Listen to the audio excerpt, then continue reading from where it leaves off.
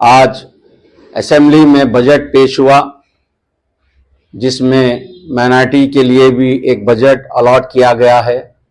मैं समझता हूं ये सिर्फ खानापुरी है।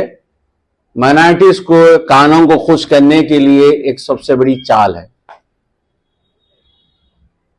कांग्रेस पार्टी इलेक्शन से पहले माइनॉरिटी डिक्लेरेशन में डिक्लेयर करती है कि हम माइनॉरिटीज को 4000 करोड़ बजट देंगे गवर्नमेंट बनते ही।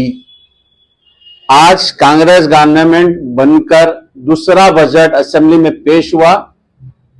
पहला बजट 3003 करोड़, दूसरा बजट 3590 करोड़ के आसपास। यह सिर्फ आपको हमको खुश करने के लिए किया गया है।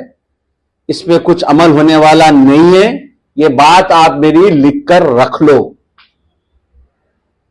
ये सिर्फ हमको खुश करने के लिए, क्योंकि हाल ही में कांग्रेस एमएलसी नहीं देती है कांग्रेस पार्टी माइनॉरिटीज को, और बहुत सी चीजें हैं जहां पर माइनॉरिटीज के साथ जो जुल्म हो रहा है वो कांग्रेस गवर्नमेंट के तहत, तो वो सब को दबाने के लिए ये एक 3500 करोड़ का आसपास का जो है बजट हमारे सामने पेश कर कर हमको नॉर्मल करना चाह रहे हैं इफ्तार पार्टी से पहले। मैं आपको बता दूं, पिछले साल जो 3003 करोड़ जो ये बजट दिए थे, जिसमें से मैं समझता हूं 1500 के आसपास भी ये खर्च नहीं किए हैं, मगर वो साल जो इन्होंने वादा किए थे कि 1000 करोड़ हम जो है यूथ और वुमेन को बिजनेस सेटअप के लिए देंगे, वो कहां है? इंदिरा इंदिरू स्कीम की हाउसिंग स्कीम के तहत जो 5 लाख रुपए देने का वादा किया गया था, वो कहां है? मौलाना अबुल कलाम आजाद तोहफे तालीम के तहत स्कीम के तहत एमफिल एमडी स्टूडेंट्स की मदद की जाएंगी थी, वो कहां है?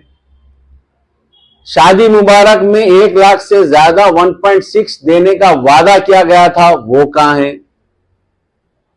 तो जितने स्कीम्स ये सब प्लान वगैरह जितने बनाए थे पिछले बजट में से लेके अब तक कोई उसमें खर्चा नहीं हुआ, बल्कि हिले तक नहीं।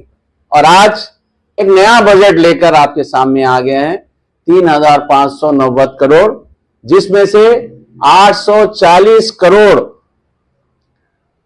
राजीव यूथ विकासम के तहत खर्च किया जाएगा, जो जनरल स्कीम है। यानी माइनॉरिटी बजट तो 27 करोड़ के आसपास ही रखे। ये सारी हेरा फेरी जो की जा रही है माइनॉरिटीज को जो उलझाने के लिए, ये रेवंत रेड्डी की एक सोची समझी चाल है। और मैं समझता हूं तेलंगाना क्या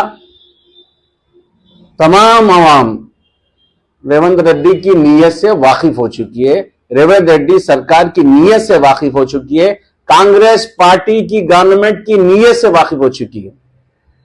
ये गवर्नमेंट में कुछ मिलने जुलने वाला नहीं है।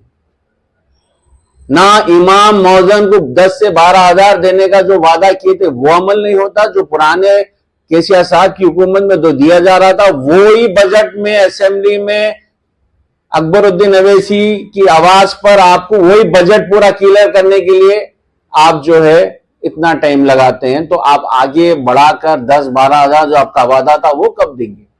तो लिहाजा आप ये सब नहीं कर सकते, आप करना चाह रहे नहीं, आपकी नीयत नहीं है। हम आपसे खुदारा एक ही रिक्वेस्ट करते हैं, कांग्रेस पार्टी के लॉयल लीडर्स, लॉयल मिनिस्टर्स और खुद रेवंत रेड्डी आपसे एक वादा चाहते हैं, खुदारा आप हमको कुछ मत करो, जैसा चल रहा चलने दो, एक काम हमारे लिए कर दो, बस हमारे तेलंगाना को सेकुलर रहने दो। जो माइनॉरिटीज के साथ जो जुल्म हर महीना बढ़ रहा है उससे रोक दो। होम मिनिस्ट्री आपके पास है, माइनॉरिटी वेलफेयर मिनिस्ट्री आपके पास है, और आप सिर्फ तमाशा बन के हमारे लोगों पर जुल्म और आप देख रहे हैं। शरपसंदी इतने लेवल तक बढ़ गई है कि गवर्नमेंट ऑफिसर को भी मोहम्मद वकील, MRO, assistant officer, junior officer road पे सिर्फ उसकी दाढ़ी देखकर छोटी सी बात का बहाना बनाकर मारा पीटा जा रहा है और आप कुछ नहीं कर रहे हैं। आलिया जो मॉब लिंचिंग में अपनी वालिद को बचाते हुए शहीद हो गई है, आज तक आप उस लड़की की फैमिली के लिए कुछ नहीं करे। इससे हमको समझ में आ गया कि आपकी नीयत कहां जा रही है। बस आप कुछ कर सकते तो हमारे लिए से खुदारा इतना कर दो कि आप इस तेलंगाना का सेक्युलरिज्म को बाकी रखना, बस आपसे और कुछ नहीं चाहिए। माइनॉरिटीज को जो देना करना है, केसीआर साहब की हुकूमत आ जाएंगी तो हम दे लेंगे। आपसे ये नहीं होगा, आप इतना कर लो। और मैं आपके जरिए, आपके चैनल के जरिए तमाम माइनॉरिटी उलमाए, आइमा कराम, मशाकिन हज़रात, इंटेलेक्चुअल हज़रात, तमाम वो इन्फ्लुएंसर, आप सबसे गुजारिश करता हूं कि देखो इनकी नीयत, अब तो समझो इनको। रेवंत रेड्डी कभी भी सेक्युलर नहीं हो सकते, ये बात आप लिख लो।